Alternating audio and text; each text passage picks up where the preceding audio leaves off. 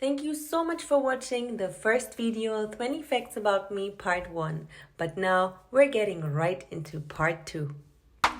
Next fun fact is I love watching spiritual videos on YouTube.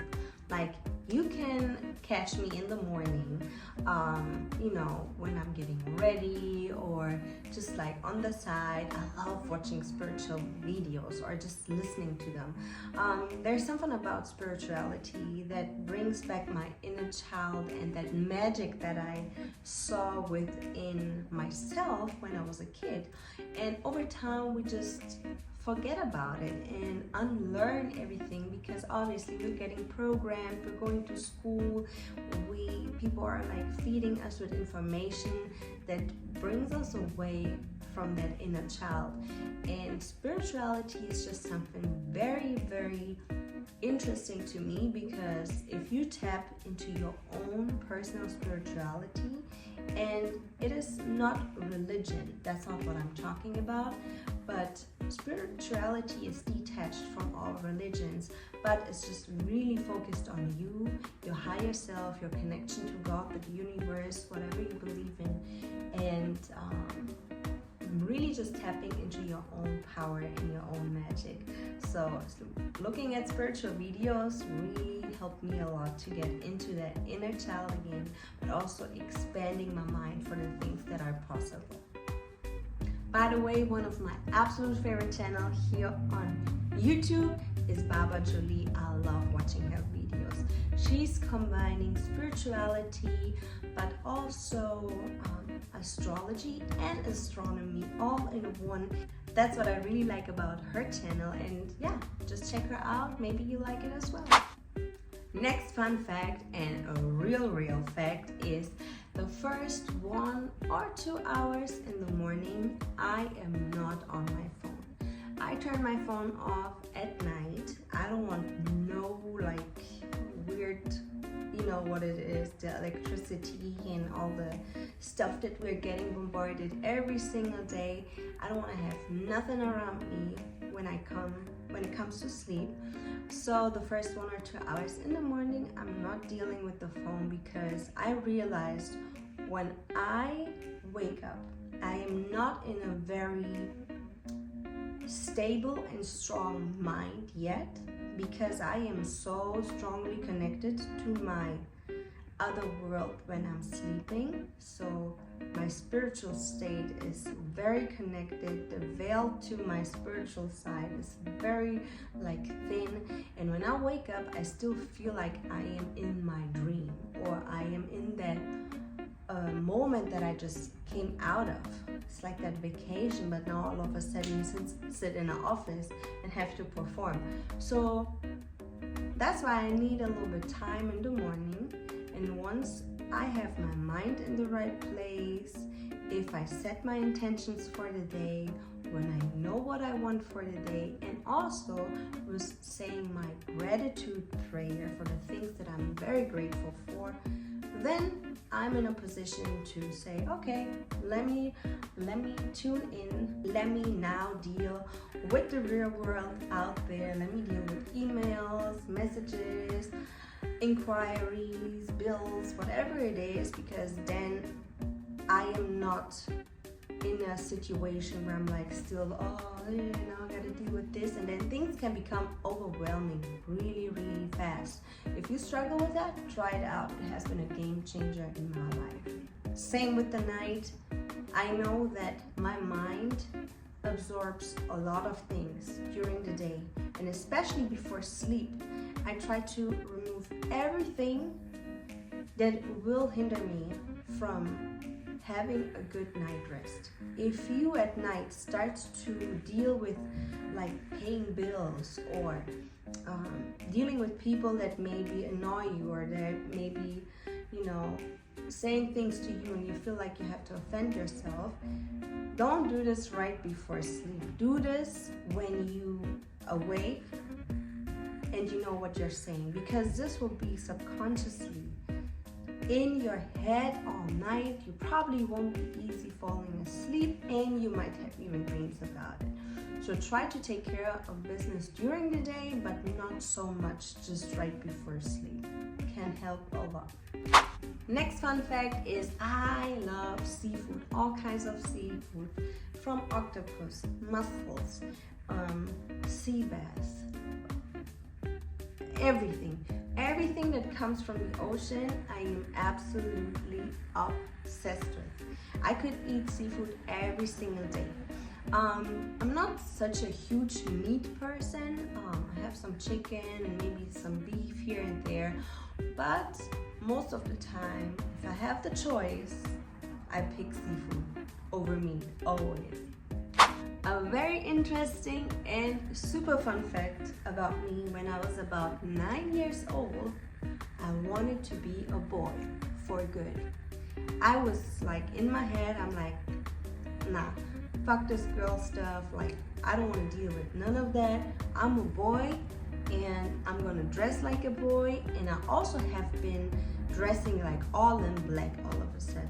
My dad hated it. He's like, I didn't birth or make a girl for her to become a boy, like what's going on? And I just feel like I was so unsure about my femininity. You know, this is the time when you become a woman. Slowly but surely you will have your period, all of this. I like to wear heavy or big shirts because I started to notice that I get boobs and I didn't like it. I was like completely overwhelmed with the situation. So I just like, no, I don't want this. I want to be a boy. So eventually I grew out of it and I really became a girly girl. As you can see now, I became a hair and makeup artist. I love to dress up and wear makeup every day. Today, actually, I am makeup free, which is funny because I usually never do that for my YouTube videos. But I thought, since we're doing fun facts and real talk anyways, might switch it up a little bit. Let me know how you like my bare face for the video so far. And if you haven't done it yet, please leave a like and maybe even a comment how you like this video. It's a little bit different than the other videos that I'm doing, but I thought that might be funny. But off to the next one. Another fun fact is I do not spend one dime in a beauty salon. And a lot of people don't believe me that because they're like, Anna, you're always like so made up. You have your nails done, your makeup done, your hair done. Everything is always on point. But let me tell you, I do my nails myself. I do my feet myself. Pedicure, manicure, hair salon, color, extensions, cut, makeup, lashes. I do everything myself for two reasons. Obviously, you're saving a lot of money, and the girls out there, they know. Number two is that people just don't do their job the way they're supposed to. I'm not saying everybody, but I'm very high maintenance when it comes to quality.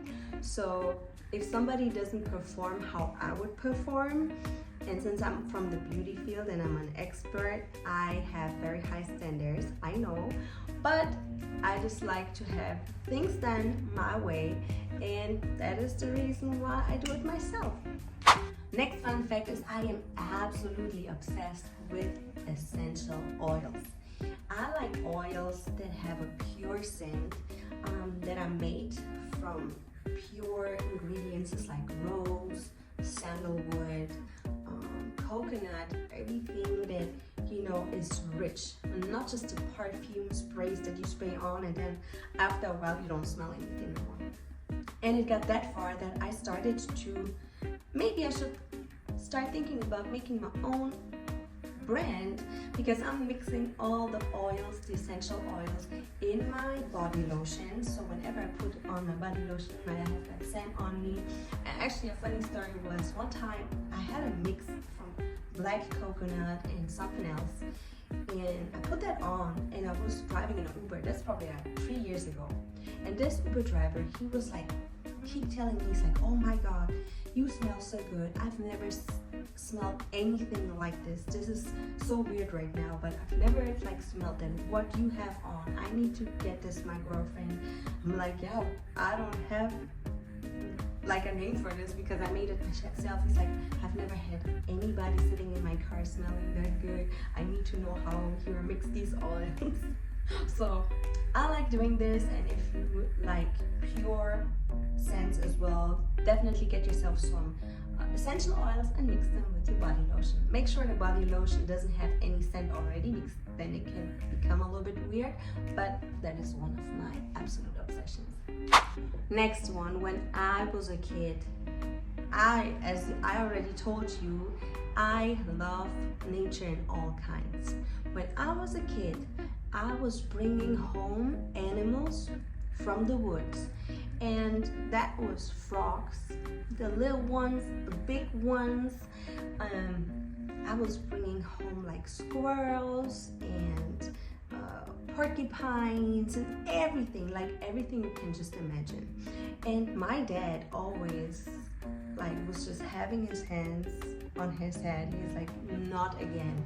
We are not a zoo. They're not paying rent here. We cannot have no animals like that. This is not a zoo. And I was like making trouble. I was crying and screaming like, we have to give them a home. We have to make sure they're okay. This and this and that. And one time we had a mouse having babies in one of our roller skaters. And we had our roller skates outside in like a little like a little garden house. And my dad discovered those mice, and he was like dropping the shoe, and all those little mice babies fell out. And I was like, oh my god, we have to save them, where's their mama? And he was like, you know how fast they spread? And he took them and he was like putting them in the trash, like on the street. And my heart was broken. I could not believe that he did that. So secretly, I walked up to the trash and I got the babies out again, and I put them in my Barbie house, in the Barbie house bed. And I started to feed them with the whipped cream milk that we had in the fridge. I didn't know better. I was like a kid at that time. But eventually they died, and my dad was very, very mad. I still remember the day, but he was like, nah, that ain't happening no more. There's no more animals. And yeah, one of the fun facts about my animal love. Since 2015, I do not watch no TV.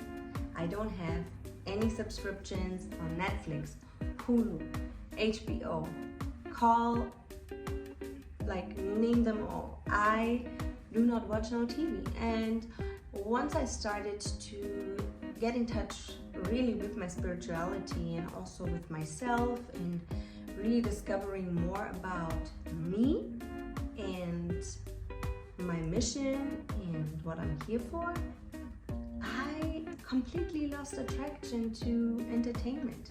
I work in the entertainment industry, but I'm not consuming the entertainment industry because I know how much is manipulated, how much is just made up, and I feel like every time I'm just watching something without interest, I'm just wasting time that I can use for something else to make me better and to feed my brain with healthy things.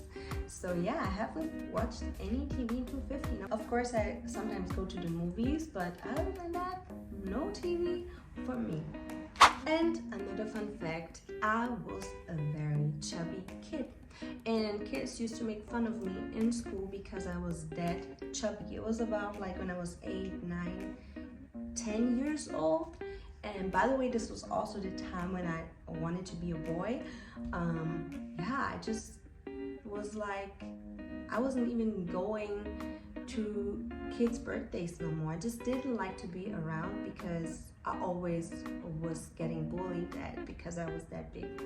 And and then over time I was just getting more active. I changed my mindset at a very young age and started to do a lot of sports, and also changed my diet completely, and that's how I just lost weight and I wasn't chubby no more. And my very last fun fact, my nationality. I mean, of course, I have a German-Italian passport, but I was always curious what my real bloodline is. So I did one of those DNA tests. So thanks to 23andMe, even though I always wanted to avoid one of those, I always thought they take my DNA and then they can clone me, all of that stuff.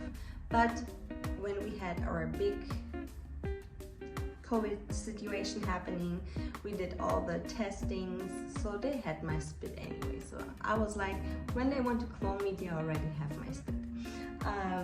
And it turned out that I am 50% Italian, I am 24% German, 24% Scandinavian, which I never knew anything about in my family, and 2% French Greek, which was very interesting because I started to discover way more about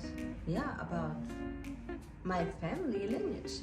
So definitely worth to do for everybody that's curious and interested about where they're from. But anyways, that was it. I hope you liked my fun fact about Anna. If there's any other things that you want to know or you always was curious about, drop it down in the comments below. Let me know how you like that video. I am very grateful for you tuning in, and I can't wait to see you in the next one. Make sure to subscribe, like, and comment, and I send you the biggest